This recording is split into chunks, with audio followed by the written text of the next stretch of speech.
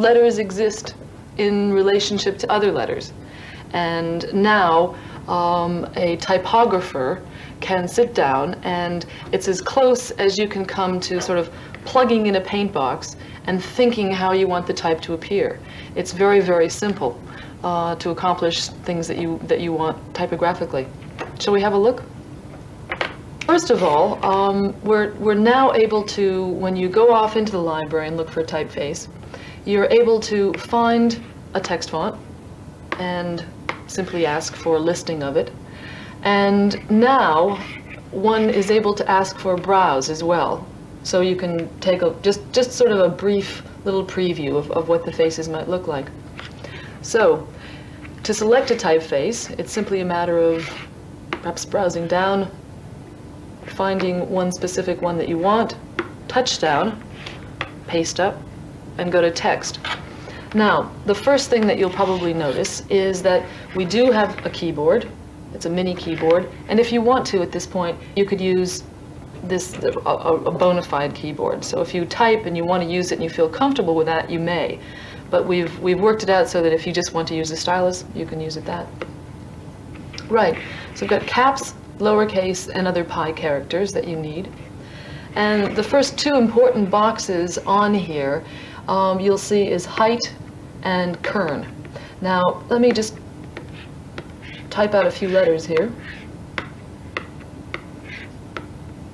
And what you're able to do very quickly is to decide on the actual height of the letters. And I go to the joystick and leave it depressed to 72 lines, which is the maximum height of the type. If I change it, I can go down to 16. It won't take quite that long to go down to 16, but you can see quite clearly that you're moving back and forth in whatever size. The kern box will allow you to change spacing between the letter forms. So if I touch minus units, it scrunches it up. And if I place this number into a positive situation, it will open it up and put a lot of space between them. So let me come back to just sort of 0 unit, which is analogous to hot metal spacing. And I think I want to have a little bit larger type. Go for 72. And let's set a word, compose a word, I guess. Okay, I have the letters up there that I want. The next thing I can do is to be able to edit those letters, because my idea of typography is going to be different from yours, and we know that if you have 18 typographers in a room, no one will agree. So we want to make it very simple for people to be able to change and make happen exactly what they want. Now, for example, I'm not terribly happy with the spacing between the cap B and I. So if I touch on the I, go to kern, and just remove a few units of space between those two letter forms, that's exactly what I can do. If I wanted to change the height of any of these letter forms, again, I can accomplish that by moving the joystick, making that smaller or larger. If I move over here and touch tumble, for example, I've just taken that letter form and dropped it down, but it's in its same position. Or if I touch flip and tumble, or just flip, I'm going to get a very interesting sort of logo. So I'll tighten that up a bit. And again, remembering I can overlap letter forms if I want. Okay. So with this ability to change the height and the kerning, the space between individual letter forms, as well as a jump, a baseline jump, if you will, you can very quickly create superiors, inferiors, fractions, and strange and wonderful logos. So I'm happy with that. I will simply say cut text, swipe off, and I now have this to move about the screen where I want. At this point, as you well know, if I touch stick, that burnishes into place, and I can go off and choose another color and lay that over it. However, there's 5 new functions with sort of to vary the look of the face that you've just cut, or the bit of text, or the line of type, in fact. So if I choose outline and press down, it will give me an outline of that typeface showing the artwork behind it.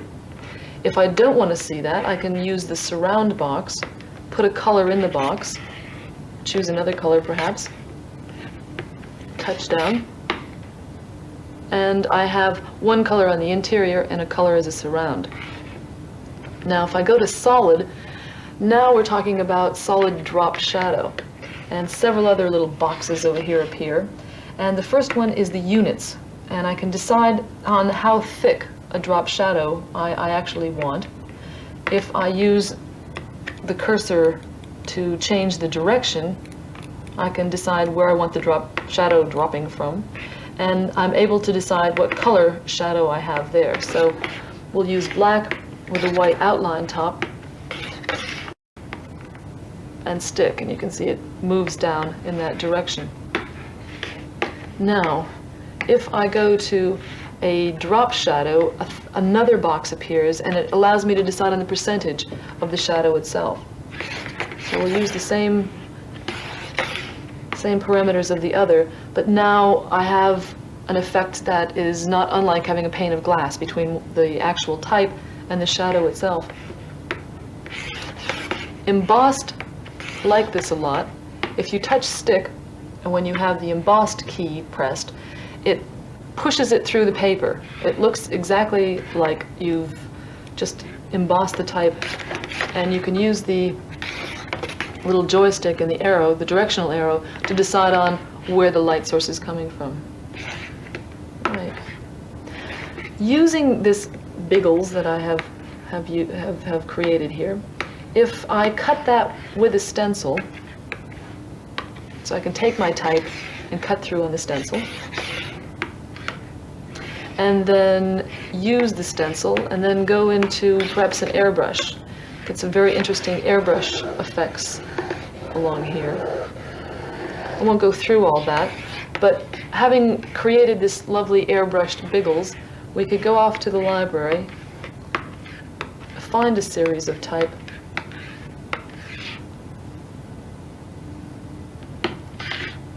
and I think very quickly show you that, for example, a final product where we've flipped the G's, created a rather interesting logo, airbrushed, used the drop shadow to give it the effect that there's an actual light source and a cloud, and therefore a shadow on the back of this billboard.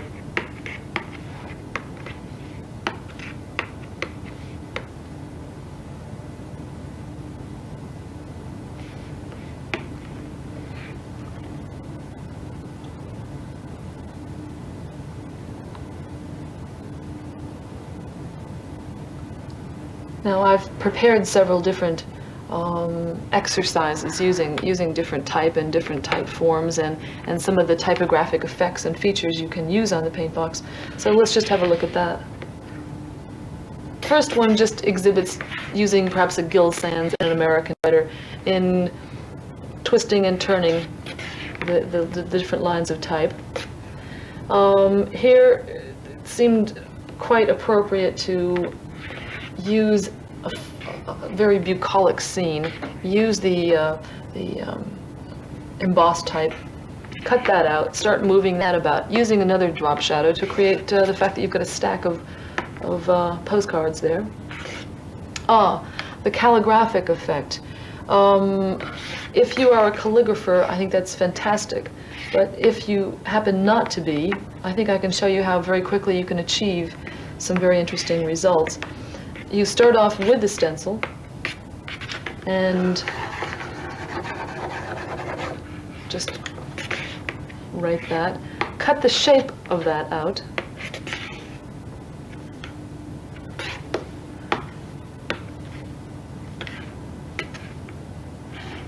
And position your cutout on the screen, but then ask for a solid drop shadow in one direction or another.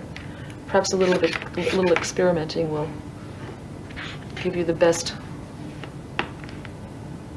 aspect ratio, if that's proper. And you can get a very interesting calligraphic effect with that.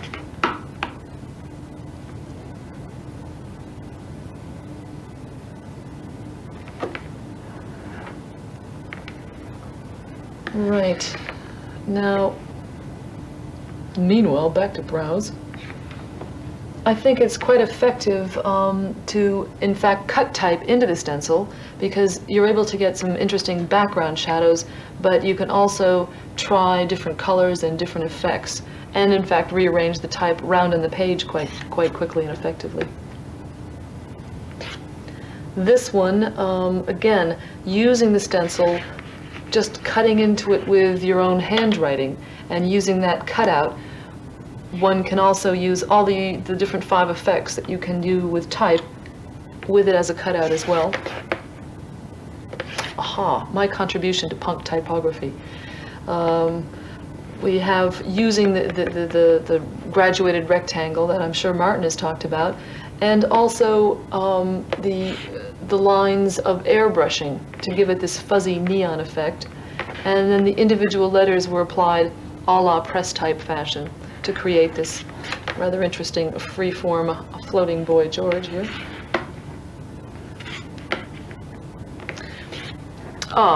This I think is an important one because obviously people are going to spend a lot of time composing type, but it's no good unless you have a framework, a stencil, a grid in the background to be able to arrange the type on the page. So what we've been able to do is off under stencil here, we have a use grid, and it says define grid, and you're able to precisely decide how many columns you want across the page as well as how many rows, therefore setting up your own grid. And I think again I can show you how you can very quickly go off to the library, find a cutout, and let's say you had, I don't know, 5 or 6 lines of type, maybe a quote of 35 words. You can compose that, carefully save that away as cutouts, and then bring them back and arrange them on the page. Especially if you've numbered them correctly, this helps a lot. So we'll bring that out, place that there, touch stick, back to the library, pick up the second title, bring that out, third title, and so on. So I think you can quickly see that you can arrange this perfectly using this grid, because of course you can turn on the horizontal or the vertical or have everything on so that it's all flush, either left, right, or center as well. Really, for the first time, people are able to see what they want, work back and forth with this piece of equipment, and very quickly visualize what's up here. And that just, there's no piece of equipment like that. It just hasn't happened. This is the first time that a designer doesn't have to go back and forth with a typographer 3 or 4 tries until either the money or the time runs out, and you say, oh, okay, I've got to go with that. Should you have pre-prepared artwork that you wish to input into the Paintbox and manipulate, you can in fact use a feature that's called Color Map. Now in this instance, what we have here is we've cameraed in a particular piece of artwork, happens to be the Paintbox Quantel logo. On artboard, touched down, simply captured that, saved it into the Paintbox, and we can now use this Color Map facility, which will reduce your artwork to an elemental black and white. Now from there, you can use the stencil and the cutout facilities to take that logo and start moving around to have different sizes or to change the color, as I can show you now, I think. So there's the original bit of artwork on artboard in the upper right-hand corner, and we can start changing colors, changing backgrounds.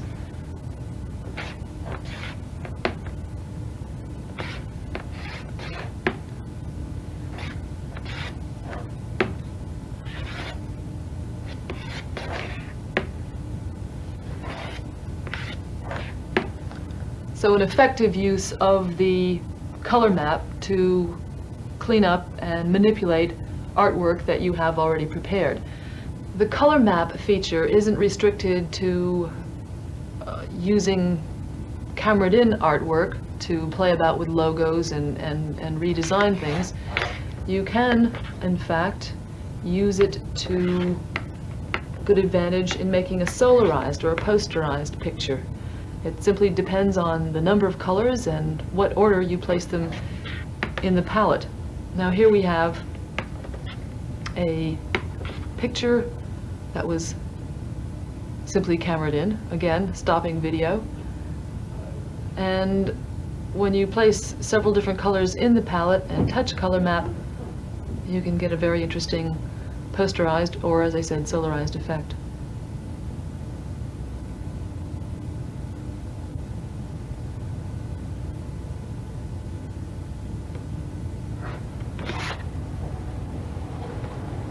With the Paintbox, and especially with the typography package, you can try quite a few design solutions, have a look, and say, oh, that's it.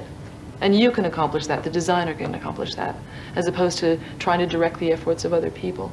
So I think for the first time, that's probably the most important aspect of this. It doesn't exist anywhere else in the world. All the letter forms, all the faces, all the typefaces that we have on the Paintbox are licensed. We feel that that gives you the latitude to feel very comfortable about using them because they're legally yours to use. And also because they're licensed, it means that we've gone to the original supplier, the type foundries in many cases, gotten the original typeface or the original typeface digital information, and we've used that to convert to Paintbox fonts. So the faces that you're used to seeing and used to using now are the same ones that are going to be on this box. So they're legal and they're beautiful. What could be better?